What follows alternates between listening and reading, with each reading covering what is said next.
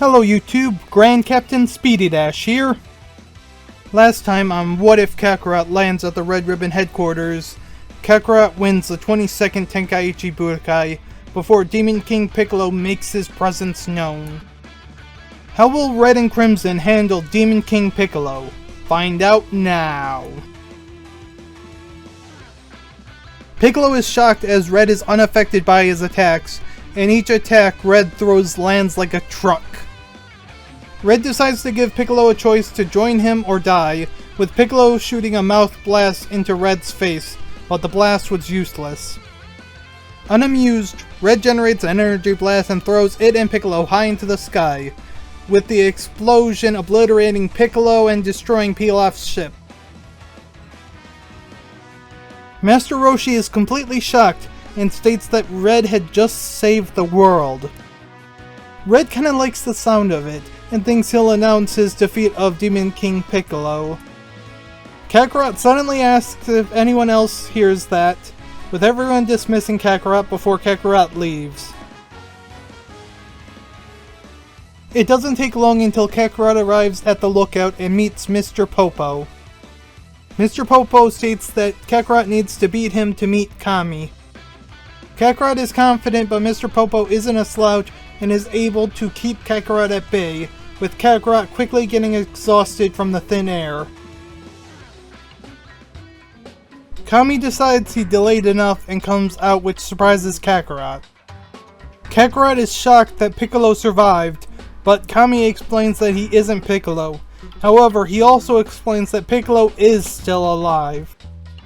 Kami continues explaining his life is connected to Piccolo, and Piccolo reincarnated shortly before his death.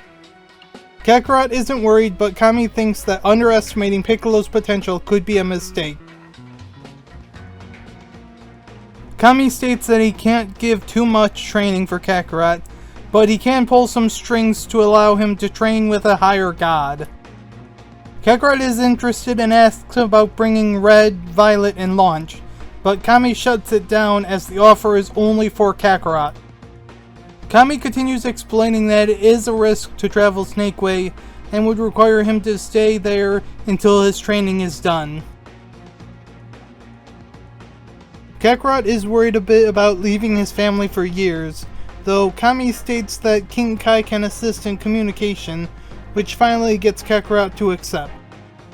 Kami gets a bag of sensors from Mr. Popo, explaining that sensors could keep him full for 2 weeks, as well as heal injuries and refuel his stamina. Just after Kami filled in Red about Kakarot's training, he teleports himself and Kakarot to the other world. Red is a bit annoyed that Kakarot is receiving exclusive training and plans to train hard enough to beat Kakarot at the 23rd Tenkaichi Budokai. Violet is happy to see Red motivated, with her and Launch happy to help. Kami has a little trouble, but is ultimately able to convince King Yama to let Kakarot attempt Snake Way. After getting shown Snake Way, Kakarot quickly gets started on his journey. After about a week, Kakarot arrives on King Kai's planet. King Kai is surprised a kid is on his planet, and is curious why Kakarot is here. Kakarot explains that Kami directed him here for training. King Kai is impressed by Kakarot, and after King Kai lets Kakarot talk to his family, they begin training. Dr. Dro continues his robotics research, and despite a few failures and close calls, he advances his robotics. Magenta requests Jiro to make him an android, with modifications to make him taller. Along with making Magenta an android, Dr. Jiro began preparations to make his son Jevo the ultimate android. Dr. Jiro, Magenta, and Jevo keep the project secret and plan to reveal it during the 23rd Tenkaichi Budokai. Time passes until the 23rd Tenkaichi Budokai arrives. Kakarot is the first one to arrive and meets Master Roshi, with Red, Violet, and Launch shortly arriving. Master Roshi asks if Launch will do better this tournament, with her explaining that Dr. Jiro helped to be able to turn off switching personalities and that she will let the other launch handle the tournament.